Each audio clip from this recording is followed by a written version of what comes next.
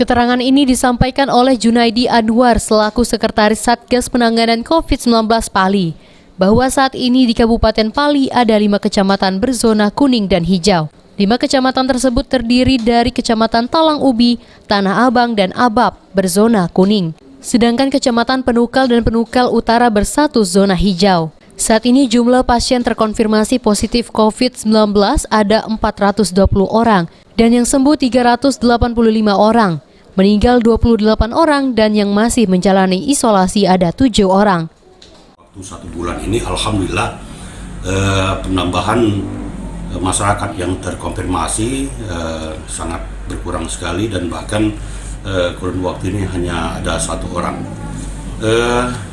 Pali pada sebenarnya cuman ada 3 kecamatan yang zona kuning, sedangkan 2 kecamatan itu zona hijau. Kecamatan yang zona kuning yaitu di Talang Ubi, Tanah Abang, dan Abab. Sementara kalau desa, dari 71 desa di Kabupaten Penukal Abab Permatang Ilir, itu ada 68 desa yang zona hijau, sementara ada 3 desa yang zona kuning.